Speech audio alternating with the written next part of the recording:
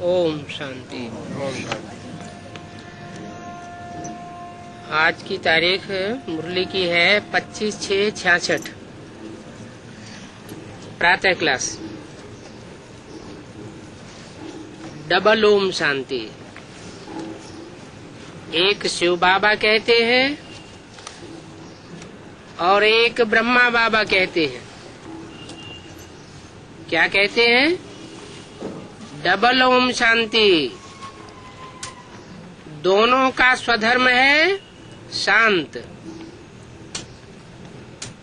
और दोनों ही शांति धाम में रहने वाले हैं।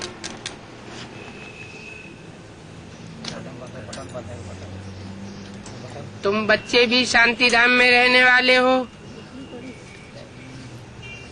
निराकार देश में रहने वाले हो।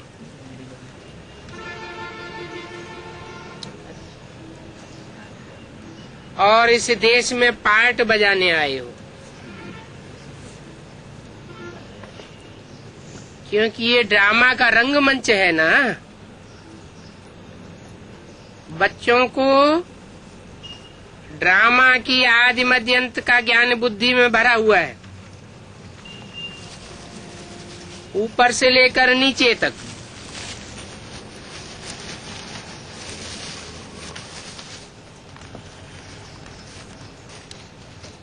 ऊंचते ऊंच भगवान और उनके बाद बच्चे। इन बातों को अच्छी रीति समझो। इन बातों को, ऊंचते ऊंचे भगवान माना भगवान भी ऊंचे और नीचे होते हैं क्या? फिर ऊंचते ऊंचे क्यों कहा है? जरूर कोई किसी को भगवान समझ बैठता है, कोई किसी को भगवान समझ बैठता है। भक्ति मार्ग में माताएं अपने पति को ही पति परमेश्वर समझ बैठती हैं। ऐसे ही दूसरे दूसरे धर्मों में भी अपने धर्म पिता को ही भगवान का साकार रूप मान लेते हैं। कृष्ण के पुजारी कृष्ण को भगवान मान लेते हैं। राम के पुजारी राम को भगवान मान लेते हैं।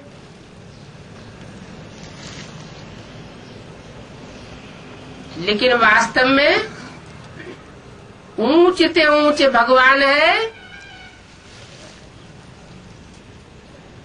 जो सुप्रीम सोल सेवर इस साकार सृष्टि रूपी रंगमंच पर आकर मुकर्रर रथ में प्रवेश करता है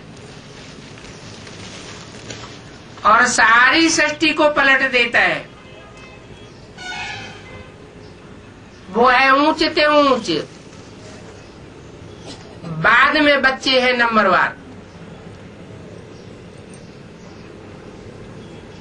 सिवाय तुम्हारे ये ज्ञान कोई की बुद्धि में नहीं है। और तुम पढ़ते हो खुदाई स्कूल में। भगवान वाच है। भगवान तो एक ही होना चाहिए, क्योंकि सबका बाप तो एक ही है। और बाप सृष्टि रचते हैं तो कहा जाता है प्रजापिता ब्रह्मा।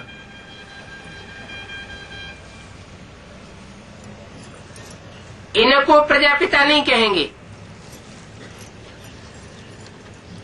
किनको? ब्रह्मा को। प्रजा तो जन्म मरण में आती है।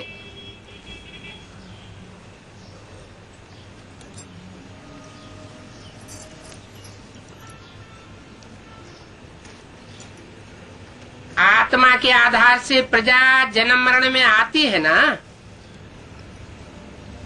फिर चाहिए प्रजापिता। प्रजापिता ब्रह्मा भी गाया हुआ है, परम पिता परमात्मा प्रजापिता ब्रह्मा द्वारा रचना रचते हैं। किसकी रचना रचते हैं? मनुष्यों की रचना रचते हैं। मनुष्य कहेंगे जो मन का उपयोग करते हो, इसलिए मनु की औलाद कहा जाता है। ऐसे नहीं कि कोई नई रचना रचते हैं, उनको बुलाया ही जाता है, हे पतित पावन आओ।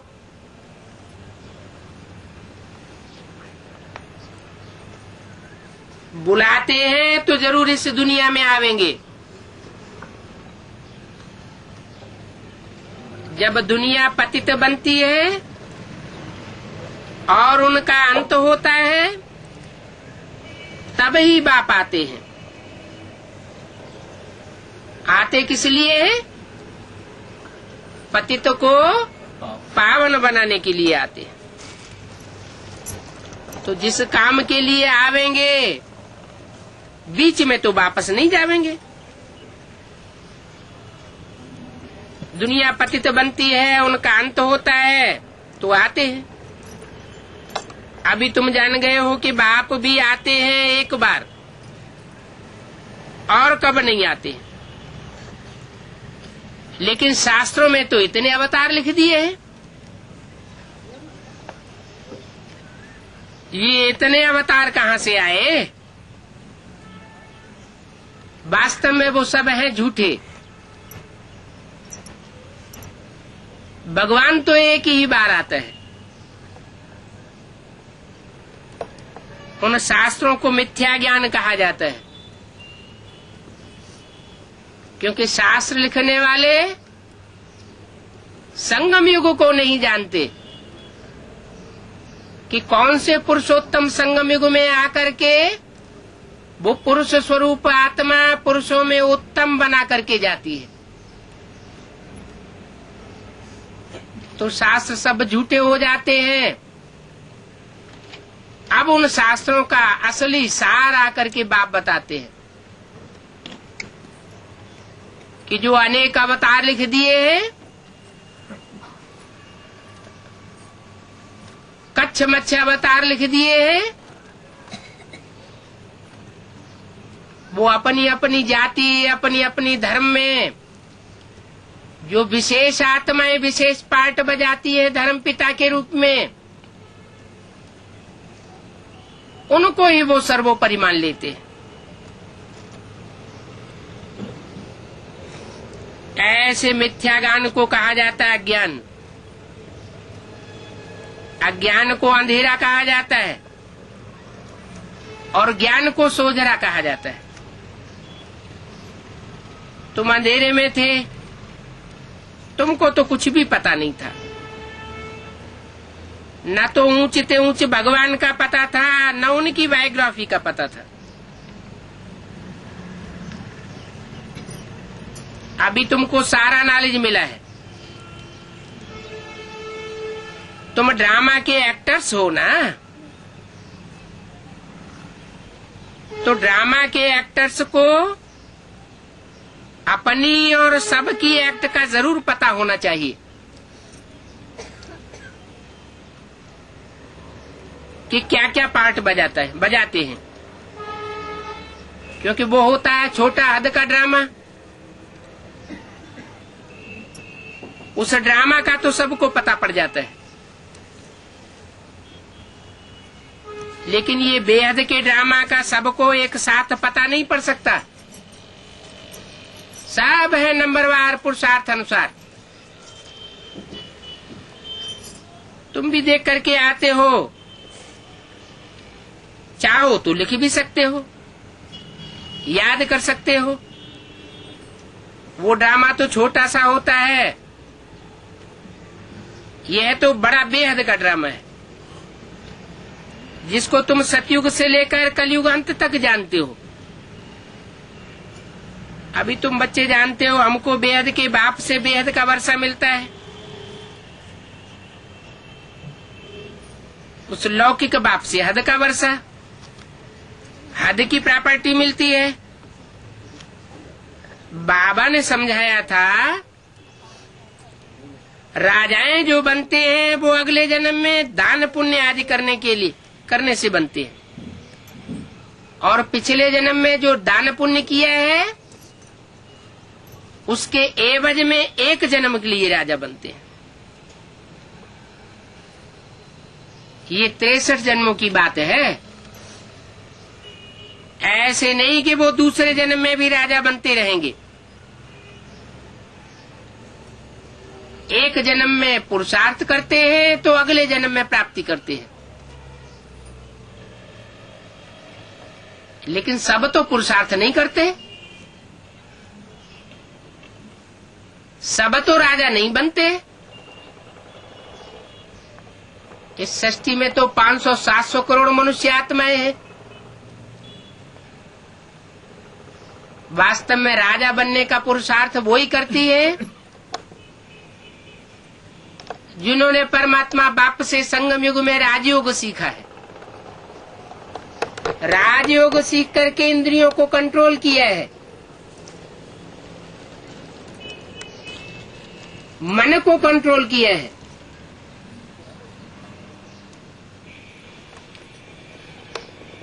संगम युग में जिनके संस्कार पड़ जाते हैं पुरुषार्थ करने के,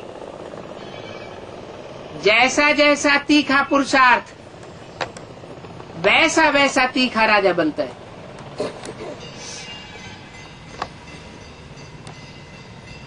बाप आकर के जो पुरुषार्थ कराते हैं वो 21 जन्म के लिए कराते हैं, और 21 जन्म के जो पुरुषार्थ के संस्कार पड़ते हैं नंबरवार पुरुषार्थ अनुसार, वही संस्कार 63 जन्मों में भी जाते हैं। वो परमात्मा की प्राप्ति नहीं है 63 जन्मों में, अपना अपना पुरुषार्थ है, लेकिन वो संस्कार आते हैं तब जब यहाँ बाप से एक जन्म में पढ़ाई पढ़ते हैं। तुम जो सतयुग में राजाएं महाराजाएं थे, ऐसे मत समझो कि तुम्हारी राजाई कोई गुम हो जाती है। नहीं, वो बाप की दी हुई राजाई है।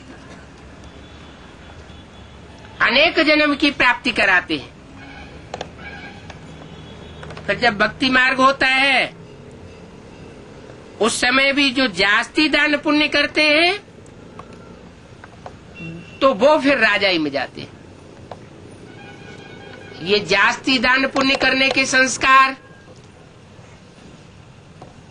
अभी ब्राह्मणों के संगम युग में पुरुषोत्तम युग में धारण करते हैं। कोई तो अपने पुरुषार्थी जीवन में सारा ही त्याग करते हैं। वर्तमान संगम युग में अपने लिए कुछ भी नहीं रखते। कोई सारा त्याग नहीं कर पाते हैं।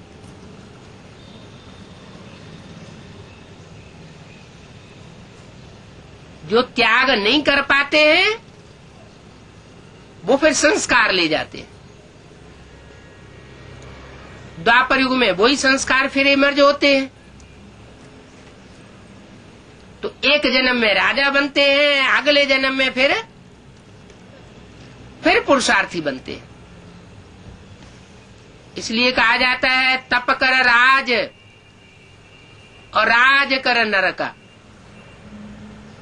क्योंकि जो राजाई की गद्दी पर बैठता है वो 63 जन्म की ऐसी बात है जहां अहंकार चढ़ जाता है। बाप जो 21 जन्म की बादशाही देते हैं वहां अहंकार चढ़ने की बात नहीं रहती है।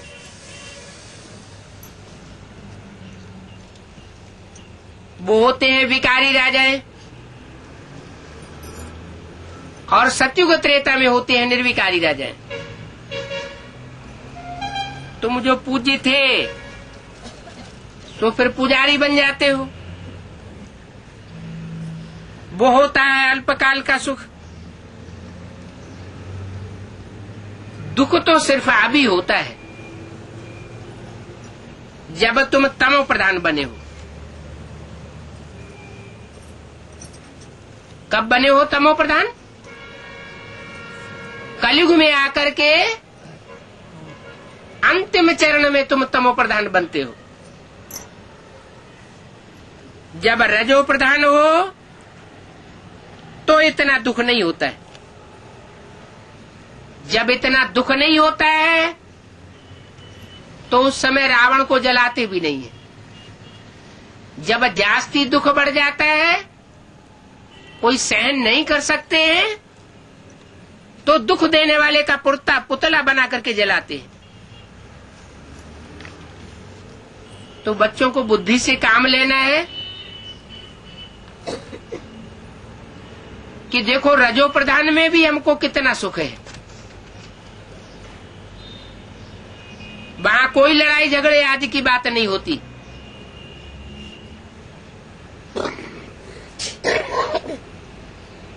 जब लाखों की अंदाज में हो जाते हैं तो लड़ाई शुरू होती है। तुम बच्चों को तो सतयुग त्रेता द्वापर में भी सुख है। 3 हिस्सा सुख है और 1 हिस्सा दुख है। दूसरे धर्म वालों के लिए ऐसा नहीं है। दूसरे धर्म की आत्माएं आधा सुख और आधा दुख भोगती। तुम्हारे अंदर सुख जास्ती भोगने के संस्कार पड़ जाते हैं। जो श्रीमत पर चलते हैं वो जास्ती सुखी होते, श्रीमत पर नहीं चलते हैं तो दुखी होते हैं। तो ये संस्कार अभी आत्मा में भर रहे हैं। जब तमो प्रधान शुरू होता है तो थोड़ा दुख होता है। अभी तो है ही तमो प्रधान। बाप समझाते हैं ये ड्रामा है, इस ड्रामा से कोई छूट नहीं सकता। कोई कहते हैं कि सदाकाल की मुक्ति हो जाती है, लेकिन सदाकाल की मुक्ति कैसे होगी? भगवान को ही कल्प कल्प इस सृष्टि पर आना पड़ता है, तो आत्माओं की सदाकाल मुक्ति कैसे हो सकती? भगवान तो ऊंचते ऊंच गाया हुआ है, उससे ऊंच पाटधारी तो कोई होता नहीं। तो जब ऐसी सृष्टि में आने के लिए वो बार बार बांधा हुआ है, तो आत्माओं की सदाकाल के लिए मुक्ति होने का सवाल ही पैदा नहीं होता। मनुष्य जब दुख में बहुत तंग हो जाते हैं तो कहते हैं भगवान ने ऐसा खेल क्यों रचा, हमें तो इस संसार से मुक्ति चाहिए। ऐसी दुख की दुनिया रचने की जरूरत ही क्या थी? लेकिन नहीं, ये दुख और सुख का खेल चलता रहता है। दिन होता है तो रात भी होती है, रात होती है तो दिन भी होता है। अज्ञान की दुनिया होती है तो ज्ञान की दुनिया भी होती है। सतयुग त्रेता में ज्ञान आत्मा में समाया हुआ है। आत्मिक स्टेज ज्ञानी की प्रैक्टिकल स्टेज है। द्वापर युग में आत्मिक स्टेज नहीं रहती तो अज्ञान छा जाता है। तो ऐसा खेल कहते हैं कि रचा ही क्यों,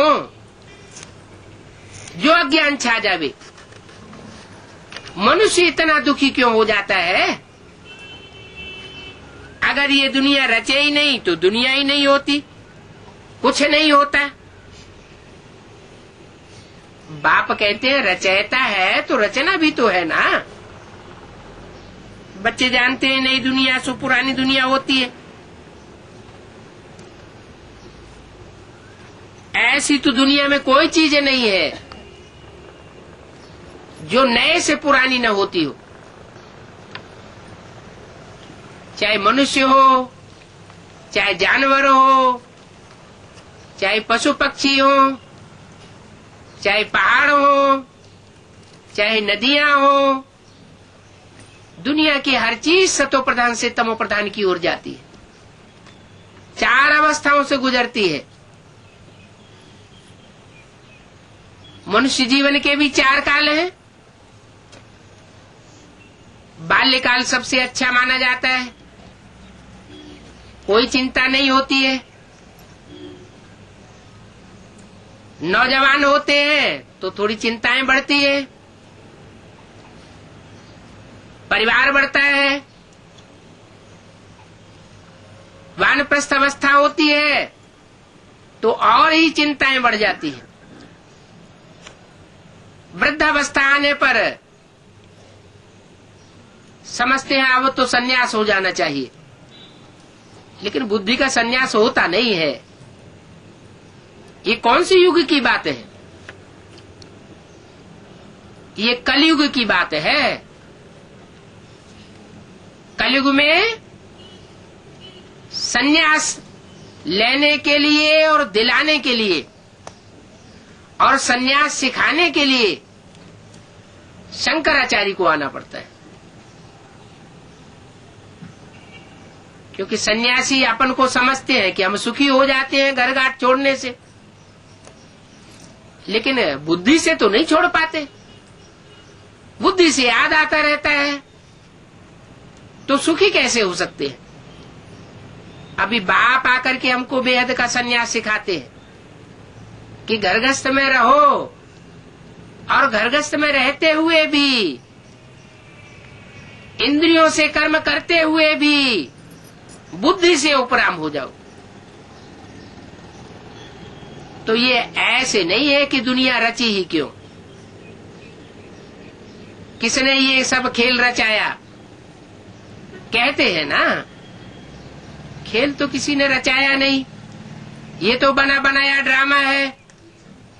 जो बना बनाया ड्रामा है उसको रचने की बात नहीं है। ये ड्रामा अनादि फिरता रहता है।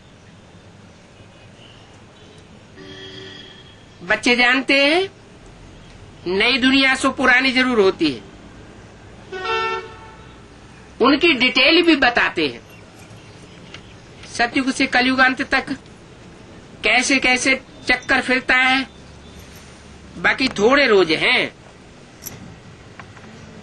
तुम सब कुछ प्रैक्टिकल में देखेंगे जो तुमने साक्षात्कार में देखा है। पहले से ही सब कुछ नहीं दिखावेंगे। 5-4 वर्ष पूरे होने में बाकी थोड़ा टुकड़ा बचा है, तो अभी सब कुछ थोड़े ही दिखावेंगे, और जब होगा तो उनको भी साक्षी होकर के देखेंगे। जिनकी साक्षी अवस्था बनी होगी वो देखेंगे, साक्षी अवस्था नहीं बनी होगी तो त्राहे त्राहे करेंगे। जो होना होगा सो कल पहले माफिक होगा। ये तो देखते हो कि तैयारियां हो रही है, विनाश तो जरूर होगा।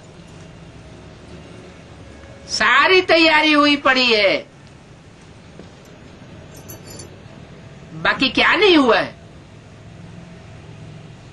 नई दुनिया का जो संगठन है वो अभी तैयार नहीं हुआ है। जब तक नई दुनिया का संगठन तैयार नहीं हुआ है तब तक पुरानी दुनिया में आग नहीं लग सकती। ड्रामा में सब कुछ पहले से नूंद है। ऐसे नहीं कि विनाश तो नहीं होगा, विनाश तो जरूर होगा। अब तुम बच्चों को बाप समझाते हैं, अभी आत्मा जो तमो प्रधान बनी है अभी उसको सतो प्रधान बनना है। कितने साल हो गए? तमो प्रधान आत्मा को सतो प्रधान बनाने के लिए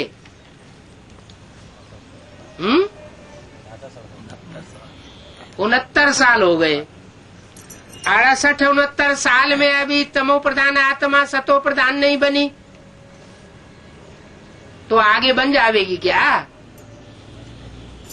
है बन जाएगी। कैसे? बाबा बनाने छूमंतर काली करेगा क्या? है जैसे घी में पूड़ी डाली जाती है तो नीचे बैठ जाती है। कब तक नीचे बैठी रहती है? जब तक पकेगी नहीं तब तक नीचे, और जब पक जाएगी ऊपर आ जाएगी। तो ऊपर आ जाएगी। तो ब्रह्मा को विष्णु बनने में कितना टाइम लगता है? 1 सेकंड लगता है। तो वो 1 सेकंड अभी नुदा नहीं है। वो 1 सेकंड का आखिरी पुरुषार्थ अभी एक आत्मा का हुआ नहीं है,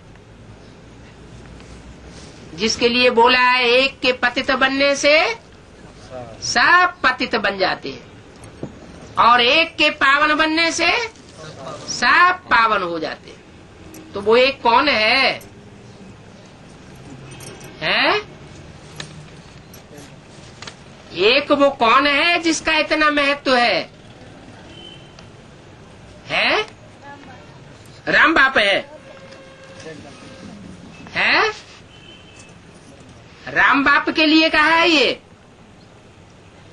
कि एक के पतित बनने से सब पतित बन जाते हैं, एक के पावन बनने से सब पावन बन जाते हैं। अच्छा, द्वापर युग की आदि हुई तो सबसे जास्ती पतित उस समय कौन बना?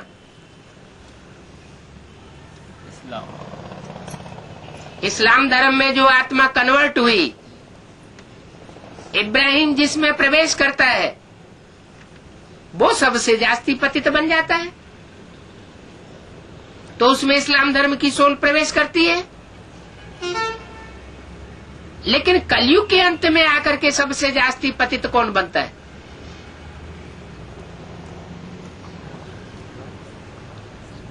उत्थान और पतन भारत की कहानी है। भारत पिता कहा जाता है, भारत माता कही जाती है। क्यों? पिता क्यों नहीं? माता को आगे क्यों रखा गया है? माता ओ माता तू है जग की भाग्य विधाता, क्यों कहा गया?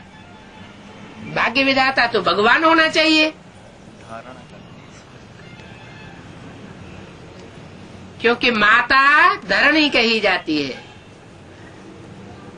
धरणी का उद्धार होता है तो धरणी का आधार लेने वालों का उद्धार होगा। धरणी का ही अगर उद्धार नहीं हुआ तो आधार लेने वालों का उद्धार नहीं हो सकता। इसलिए कहते हैं कि राम और कृष्ण धरणी पर रहते हैं और कच्छ मच्छ अवतार पानी में रहते हैं। पानी कौन सा? ज्ञान जल का आधार लेते हैं, वो ज्ञान जल के आधार पर चलते हैं। और रामकृष्ण की आत्माएं धरणी के आधार पर चलती है। धरणी माने कन्याएं माताएं। कन्या माताओं का उत्थान होगा तो सारे परिवार का उत्थान हो जाएगा, पूरे सनातन धर्म का उत्थान हो जाएगा। कन्याओं माताओं के ऊपर बहुत जिम्मेवारी है। कब? और जन्मों की बात नहीं है, इस संगम युग की बात है। संगम युग में जब बाप आते हैं तो ज्ञान का कलश कन्याओं माताओं को देते हैं। क्यों? कन्याओं माताओं को क्यों देते हैं? पुरुषों को क्यों नहीं दे देते? पुरुषों ने क्या गुनाह कर दिया? पुरुष चोला ही ऐसा है जो दुर्योधन दुशासन बनने से नहीं चूकता। कन्याओं माताओं में लज्जा रहती है, खास करके भारत की कन्याओं माताओं में। भारत की नदियां गाई हुई हैं, वो जड़ नदियों की बात नहीं है, ये चैतन्य नदियों की बात है। भारत की चैतन्य नदियां पतित पावनी बनती है परमात्मा बाप के संग के रंग से। शिव शक्तियां गाई हुई हैं। ये शिव शक्तियां शिव की शक्तियां हैं। शंकर शक्तियां गाई जाती हैं क्या है? शंकर की आत्मा अलग, शिव की आत्मा अलग। भले शरीर एक ही होता है। जो शंकर का चोला वो शिव का चोला, लेकिन आत्माएं अलग अलग है, उनके कार्य भी अलग अलग है। शिव शंकर भोलेनाथ कहा जाता है तो दोनों आत्माएं मिलकर के पार्ट बजाती है। अंतर क्या पड़ जाता है? कोई का लगाव चोले के साथ हो जाता है और कोई की बुद्धि में रहता है कि इस चोले में विशेष पार्टधारी आत्मा सुप्रीम सोल है। कोई तो उस डब्बे में शिव को देखता है, कोई उस डब्बे में शंकर को देखता है।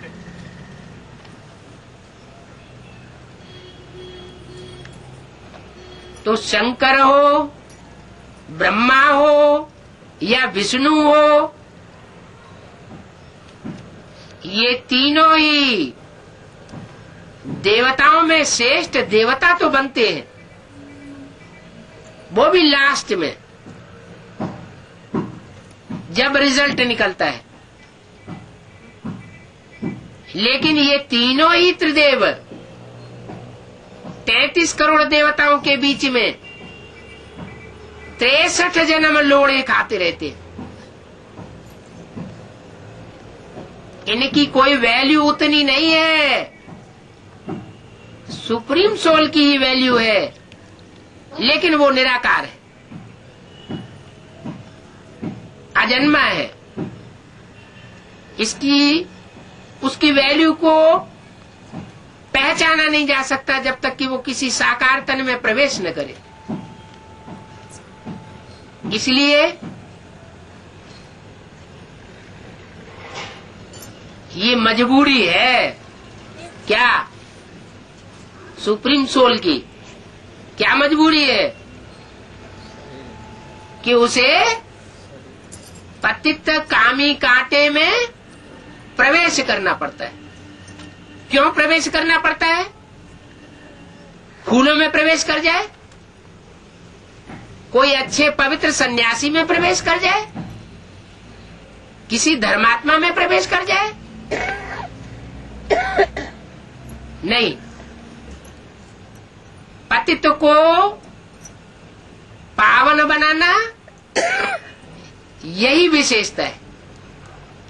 पावन को पावन बनाना ये कोई विशेषता नहीं है। जो नीचे गिरा हुआ है उस नीचे गिरे हुए को ऊपर उठाना ये श्रेष्ठ कार्य है। गिरे हुओं को तो सारी दुनिया गिराती रहती है। आज दुनिया में गरीब गरीब होते जा रहे हैं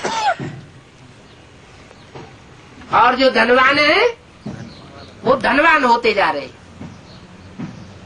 इस परंपरा को कोई रोकने वाला नहीं दिखाई देता। अभी भगवान बाप आकर के कहते हैं मैं गरीब निवाज हूं, मैं गरीबों को आकर के उठाता हूं, धनवान को आकर नहीं उठाता। बेसिक नॉलेज में भी जब तक साकार तन में प्रवेश करते रहे कोई करोड़पति अरबपति ज्ञान में नहीं आए। शरीर छूटने के बाद फिर चाहे जो कुछ होता रहे, वो तो बेसिक नॉलेज का असली रूप ही नहीं रहा। ऐसे ही एडवांस नॉलेज में भी जिस मुकर्रर रथ में आते हैं उसके द्वारा गरीबों को ही उठाते हैं। बेसिक नॉलेज में फिर भी कुछ धनवान लोग थे। जैसे बेसिक नॉलेज का मुखिया कौन था? है दादा लेखराज। वो क्या थे? धनवान थे, हीरो के जवाहरातों के व्यापारी थे। तो वो तो बेसिक नॉलेज की बात हुई, अधूरी नॉलेज की बात है। लेकिन परमात्मा परमपिता वो तो संपूर्ण है। वो संपूर्ण नॉलेज जब तक आकर न दे तब तक कोई आत्मा संपूर्ण नहीं बन सकती। और वो परिपूर्ण आत्मा परिपूर्ण नॉलेज आकर के गरीबों को ही देती है। इस एडवांस नॉलेज में छांट छांट के देख लिया जाए, कोई भी अरबपति नहीं होंगे। आज की दुनिया में लखपति तो कुछ माने ही नहीं जाते।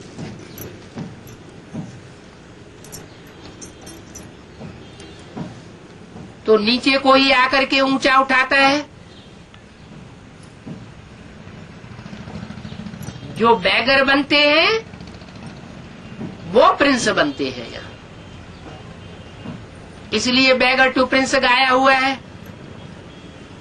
सुप्रीम सोल आता है तो भारत जो दर दर का भिखमंगा बन जाता है, विदेशियों से भीख मांगते हुए दिखाया गया, उसी भारत को इसी जन्म में आकर के सरताज बना देता है, विश्व का मालिक बना देता है। इसलिए झंडा यादगार बना हुआ है, विश्व विजय करके दिखलावे तब होवे प्रणपूर्ण हमारा। झंडे में जो 3 वस्त्र हैं वो शरीर रूपी वस्त्र की यादगार है। जरूर ऐसे 3 वस्त्र हैं जो 3 प्रकार के विशेष संस्कारों को धारण करने वाली आत्माएं हैं। लाल रंग क्रांति का सूचक है। क्रांति माना संपूर्ण परिवर्तन, संकल्पों की खूनी कांति से लेकर के स्थूल खून खराबा तक सारी दुनिया की पूरी खूनी क्रांति होती है। मन बुद्धि रूपी आत्मा भी बदल जाती है, जो संकल्प विकल्प करने वाली है। और शरीरों में जो खून तामसी बह रहा है वो तामसी खून भी बदल जाता है।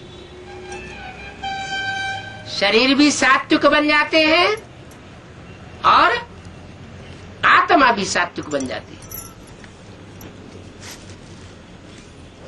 तो इस पतित नीचे गिरी हुई दुनिया को ऊंचा उठाने के लिए परमात्मा बाप को आना पड़ता है। लेकिन जब वो आता है तो दुनिया में माया का पामपेंड शो इतनी तीव्र गति से बढ़ता है कि जो माया का पामपेंड शो फैलाने वाली दूसरे धर्म की आत्माएं हैं,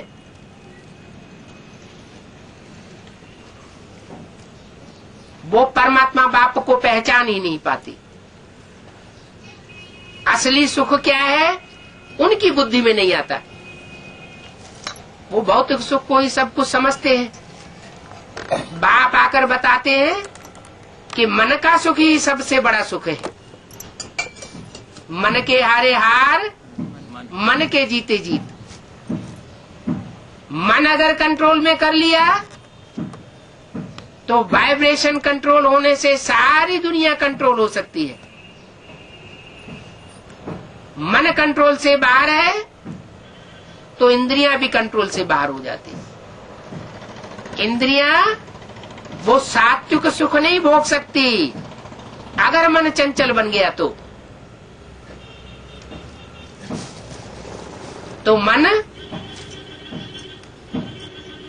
मन का मिसाल दिया गया है ब्रह्मा के लिए। पावरफुल से पावरफुल मन किसका हुआ? ब्रह्मा का। कौन सा ब्रह्मा? ब्रह्मा तो अनेकों के नाम है। दादा लेखराज भी ब्रह्मा। यज्ञ के आदि में जो माता है, जो निमित्त बनती है ज्ञान सुनाने के लिए और ज्ञान सुनने के लिए, वो माता पहले पहले आदि ब्रह्मा है।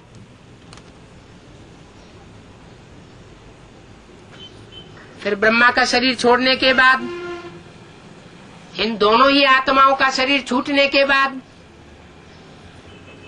जो दोबारा जन्म होता है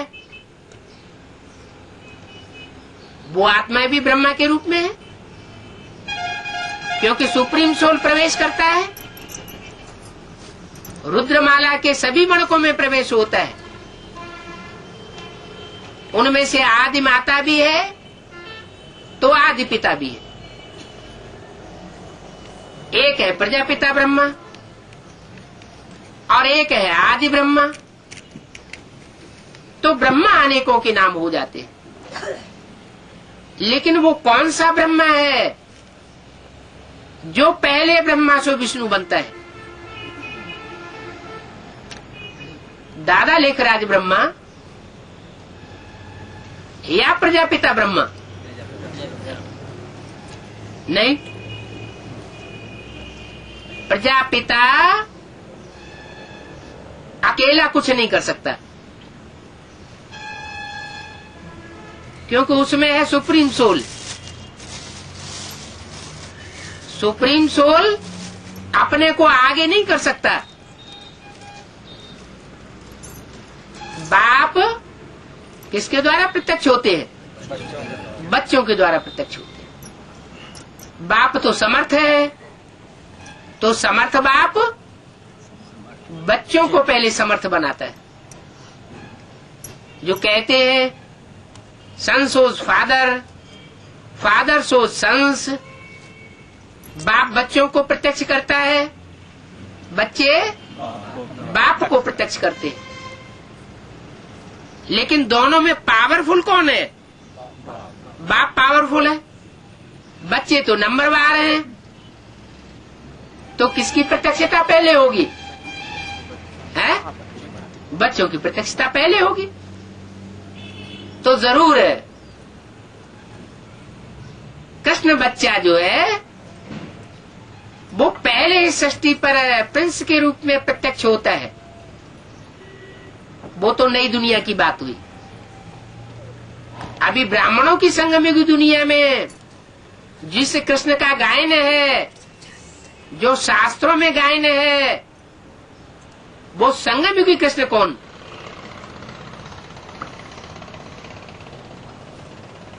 ब्रह्मा की सोल, दादा लेखराज, जो अगले जन्म में कृष्ण बच्चे के रूप में जन्म लेता है, वो आत्मा अभी किस तन में विशेष रूप से प्रत्यक्ष होती है? शंकर में कहें तो अधूरा चंद्रमा के रूप में दिखाई गई है, यह संपूर्ण चंद्रमा के रूप में दिखाई जाती है। अधूरा चंद्रमा है। संपूर्ण चंद्रमा कब है?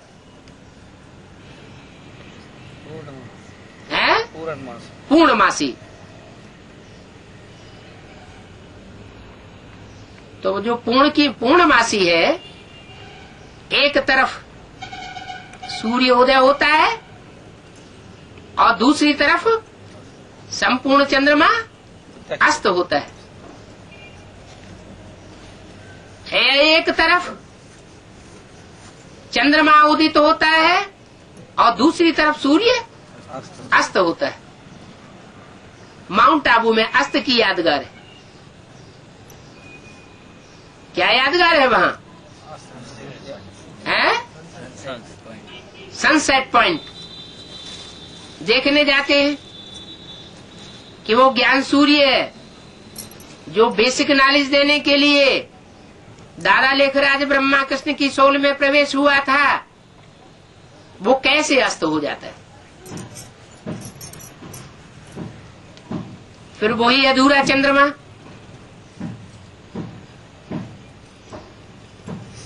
और सुप्रीम सोल तीसरे नेत्र के रूप में और अर्धचंद्र के रूप में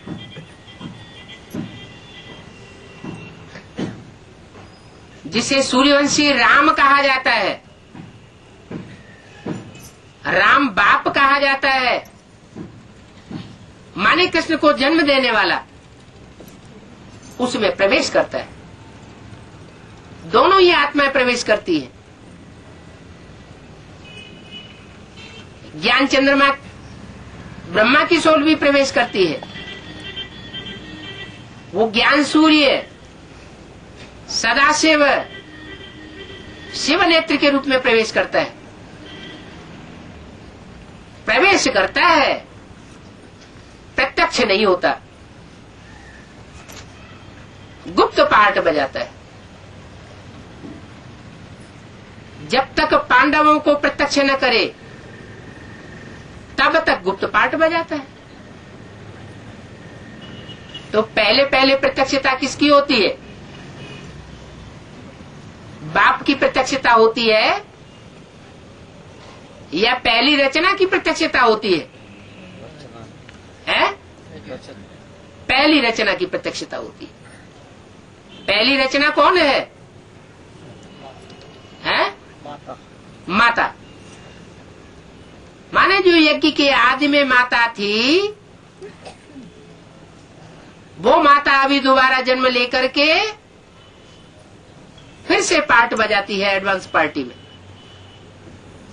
माला का आखिरी मणका बनती है।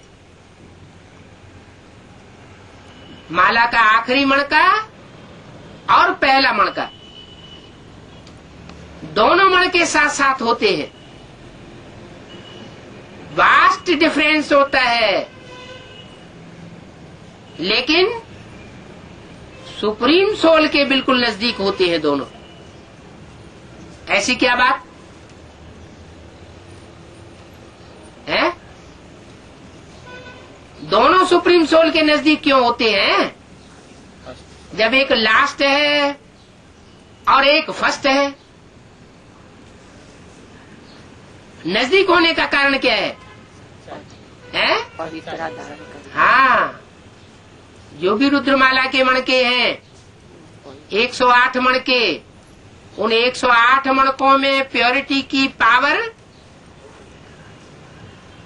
नंबरवार है। उनमें जो जगदम्बा का पार्ट है वो विशेष पार्ट है प्योरिटी को धारण करने में। ऐसे नहीं कि विजय माला से उसकी तुलना की जा सकती है। क्यों? विजय माला से उसकी प्योरिटी की तुलना क्यों नहीं की जा सकती है? विजय माला कहाँ से निकलती है? गृहस्थी के कीचड़ से निकलती है या सन्यासियों से निकलती है? वो तो सन्यासी होते हैं, उनकी प्योरिटी कोई विशेष मायने नहीं रखती। लेकिन जगदम्बा की प्योरिटी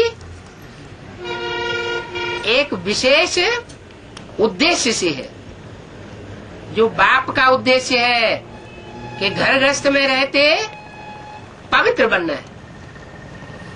तो घर गृहस्थ में तो बच्चे भी होते हैं, संबंधी भी होते हैं, अनेकता होती है, नीचे ऊपर होना पड़ता है। तो वो गृहस्थी जीवन में जैसे ब्रह्मा का जीवन था, ब्रह्मा के जीवन में मां अकेली पड़ गई थी। यज्ञ के आदि में ही वो पिता चला गया, यज्ञ पिता। तो जो विधर्मी थे वो हावी हो गई मां के ऊपर। एडवांस पार्टी में तो बाप भी है और मां भी है, फिर भी विधर्मी हावी हो जाते हैं। कारण क्या है?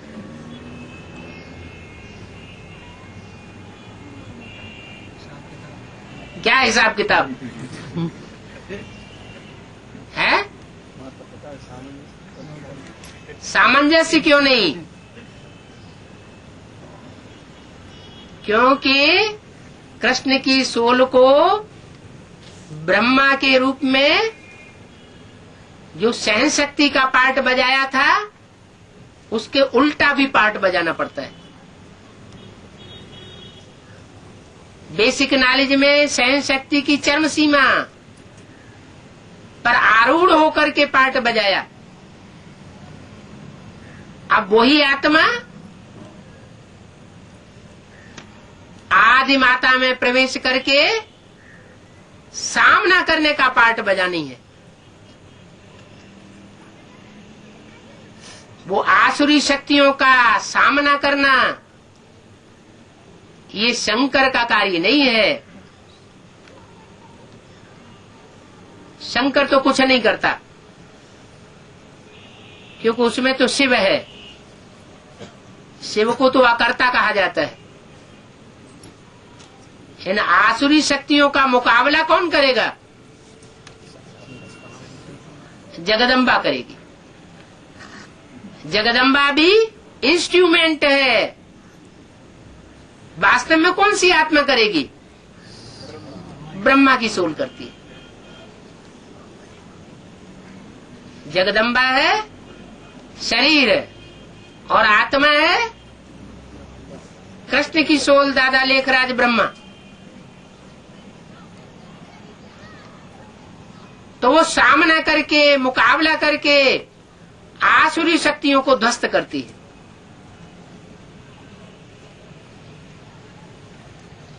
उन आसुरी शक्तियों में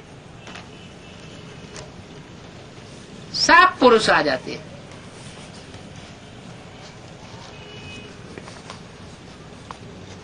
आज घर घर में देखा जाए, चाहे एडवांस में देखा जाए, चाहे बेसिक में देखा जाए, पुरुष प्रकृति माताओं कन्याओं के ऊपर हावी बनी पड़ी है। कन्या ज्ञान में चलना चाहती है। पूरा परिवार भले एडवांस में है, लेकिन बाप की इच्छा नहीं। मां चाहती है कन्या सरेंडर हो जाए, बाप विरोध कर देता है, क्योंकि हावी हो जाता है। माताएं तो पहले ही बंधी हुई होती है, तो बंधी हुई माताएं तो कुछ विरोध कर भी नहीं सकती। अब माताओं में सबसे बड़ी माता कौन है?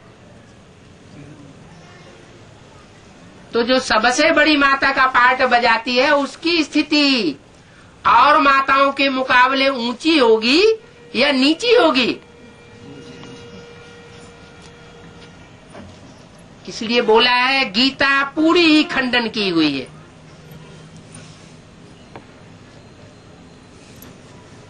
ये गीता का खंडन और गीता का मंडन, इसके ऊपर सारा मदार है।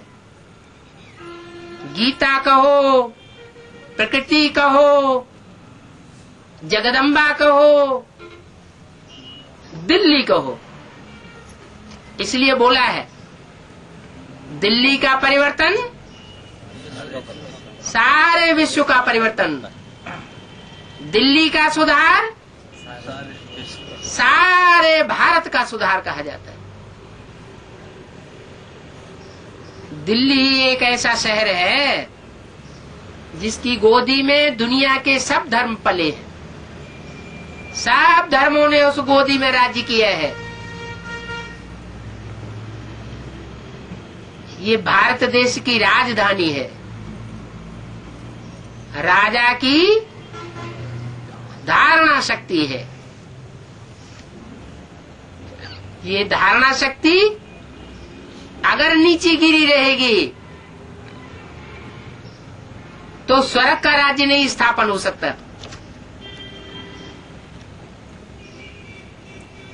और उठेगी कैसे?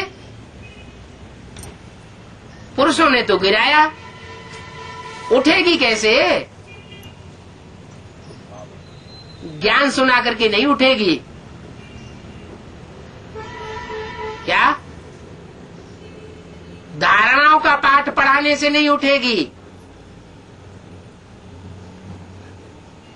क्योंकि चैतन्य आत्माओं को तो ज्ञान सुना करके उठाया जा सकता है। प्रकृति चैतन्य है या जड़त्वमयी है?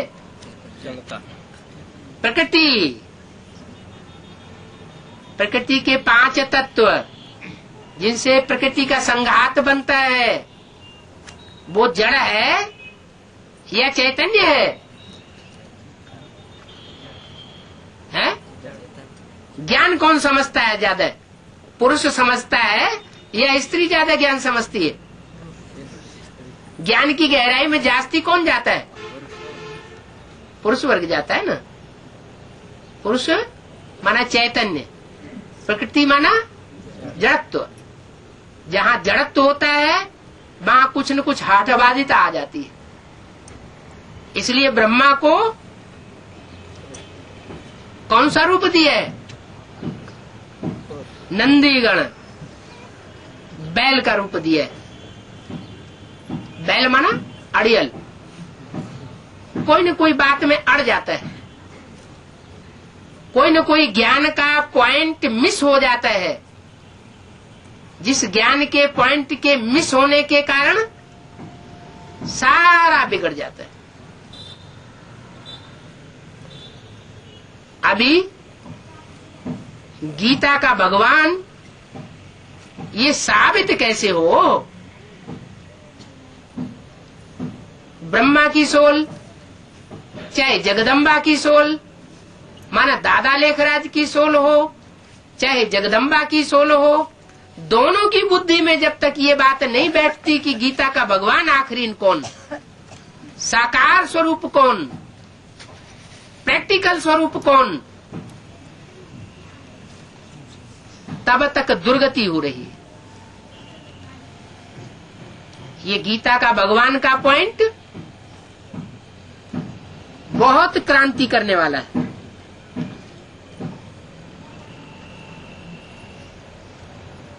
बहुत से तो बेसिक नॉलेज में चलने वाले अभी भी ये नहीं जानते हैं कि गीता का भगवान कौन। ब्रह्मा कुमारियां कहें तथा कथित तो कोई बात नहीं, उनकी बुद्धि में तो यही बैठा है कि दादा लेखराज ब्रह्मा वही गीता का साकार भगवान है, एवर लास्टिंग है, इसके अलावा और कोई भगवान का रूप नहीं है। लेकिन एडवांस में भी बहुतों की बुद्धि में नहीं है कि गीता का भगवान आखिर कौन है। अगर एडवांस में भी सबकी बुद्धि में ये बैठ जाए तो ये गुटबाजियां सब समाप्त हो जाए, पार्टीबाजियां सब समाप्त हो जाए, घड़े खत्म हो जाएं। लेकिन वो ड्रामा में नूद है। कहते भी हैं जब दुनिया का विनाश होता है तो 9 ग्रह आपस में टकराते हैं, फिर क्या होगा अंजाम? 9 ग्रह आपस में टकराएंगे तो अंजाम क्या होगा? जो छोटे मोटे ग्रह हैं वो नेस्त नाबूद हो जाएंगे। कौन बचेगा? सबसे बड़ा ग्रह कौन सा है? पृथ्वी। बृहस्पति, पृथ्वी नहीं।